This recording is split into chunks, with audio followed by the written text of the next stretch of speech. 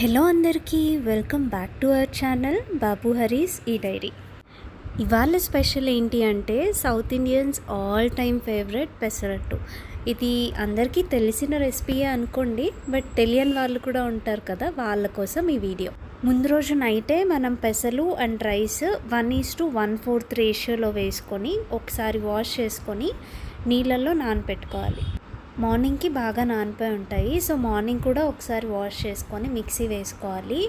Mixie వేసుకునేటప్పుడే అల్లం, పచ్చిమిర్చి and ఉప్పు మ్యాండేటరీగా వేసుకోవాలి. నేను కొంచెం కొత్తిమీర కూడా యాడ్ చేశాను. దీనివల్ల మంచి ఫ్లేవర్ వస్తుంది అండ్ అలానే కలర్ కూడా వస్తుంది. జనరల్గా నాకు దోశ పైన ఆనియన్ తప్ప ఇంకే వేసినా నచ్చవు. ఈవెన్ మసాలా దోశ కూడా నాకు అంత నచ్చదు, ఎందుకో తెలీదు. I'm not a big fan of it. But pesarattu మాత్రం ఎక్సెప్షనల్ అండి. ఉల్లిపాయ, క్యారెట్ అయితే ఆప్షనల్. అల్లం చిన్న పీసెస్గా కట్ చేసుకొని అండ్ జీలకర్ర, ఈ రెండు అయితే మ్యాండేటరీ. అసలు ఇది లేకపోతే పెసరట్టుకి ఆ టేస్టే ఉండదు. మెయిన్ టేస్ట్ అంతా ఇందులోనే ఉంటుంది.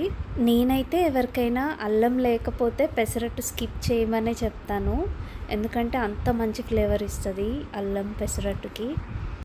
అండ్ నాకు అట్టైనా, చపాతీ అయినా, పూరి అయినా, ఆమ్లెట్ అయినా ఏదైనా పర్ఫెక్ట్ రౌండ్ షేప్లో ఉండాలి. దోశ అయితే కొంచెం టైం తీసుకొని కాన్సన్ట్రేటెడ్గా వేస్తాను. అదే puri or chapati mostly round షేప్లోనే చేస్తాను. ఇన్ కేస్ ఎక్కడన్నా మిస్ అయితే దాన్ని మళ్ళీ చేస్తాను. ఇన్ కేస్ వేరే వాళ్ళు ఎవరన్నా సరిగ్గా వేయకపోతే అసలు చూడలేను. రీజన్ ఏంటి అన్నది నాకు కూడా తెలీదు. మీలో ఎవరికైనా ఇలానే అనిపిస్తే కమెంట్ చేయండి. సో నేనైతే ఇక్కడ దోశ వేసి అండ్ ఆల్రెడీ మనం ముందు మిక్స్ చేసుకొని పెట్టుకున్నాం కదా క్యారెట్, ఆనియన్, జీలకర్ర అండ్ అల్లం, అది పైన వేసేసుకొని ఆయిల్ వేసుకొని బాగా కాల్చుకోవాలన్నమాట. దీన్ని వన్ సైడ్ కాల్చుకుంటే సరిపోతుంది. అండ్ పెసరట్టుకి కొంచెం ఆయిల్ ఎక్కువే పడుతుంది నార్మల్ దోశతో కంపేర్ చేస్తే. ఈ పెసరట్టుకి పల్లి చట్నీ కాంబినేషన్ అయితే చాలా బాగుంటుంది. మీరు కూడా ఒకసారి ట్రై చేయండి. Thanks for watching. ఇలాంటి వీడియోస్ కోసం మా ఛానల్ని సబ్స్క్రైబ్ చేసుకోండి. అండ్ ఈ వీడియో మీకు నచ్చితే షేర్ చేయడం అండ్ అలానే కమెంట్ చేయడం మర్చిపోకండి.